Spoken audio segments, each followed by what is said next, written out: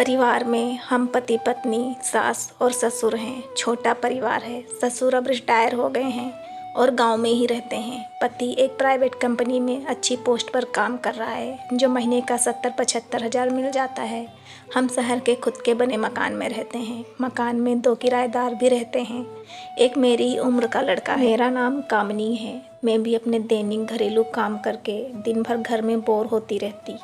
शाम को जब पति आता तो खाना खाने के बाद तुरंत सो जाता है, जिसके कारण मुझे शारीरिक सुख भी नहीं मिलता था और मन में कुंठा उत्पन्न होता है।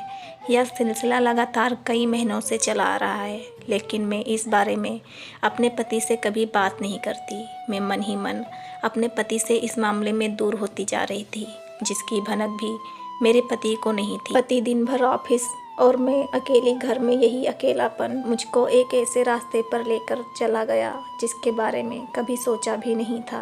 किराएदार लड़का भी अपने परिवार के साथ ही रहता था। शाम के समय सभी लोग छत पर प्रतिदिन टहलने जाते थे, तो मैं भी कभी चली जाती। उसी दरमियान उस लड़के राहुल से मेरी मुलाकात होती है और फिर धीरे धीरे यह मुलाकात बढ़ती चली जाती है और दोस्ती में बदल गई। मैं भी अब नया दोस्त बनाकर बहुत खुश रहती। पति के ऑफिस जाने के बाद मैं खाली समय में राहुल से बातें करती। धीरे धीरे दोस्ती इतनी गहरी हो गई कि मैं राहुल को अपने रूम में बुलाकर बातें करती और समय बिताया करती।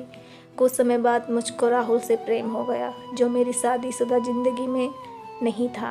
हम दोनों के बीच शारीरिक संबंध बनने लगे। धीरे धीरे मेरी जिंदगी गुलजार होती जा रही थी। इसकी खबर पति को बिल्कुल भी नहीं थी। ऐसे ही मज़े से दिन कट रहे थे। एक दिन मेरी सास बिना कुछ बताए घर आ गई।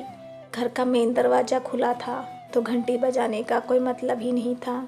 सास बिना कुछ बोले सीधा बेडरूम में जा पहुंची। मैं और राहुल एक दूसरे के साथ बिना कपड़ों के हम बिस्तर थे। सास बिना कुछ बोले वापस लौट गई और किसी से कुछ नहीं कहा।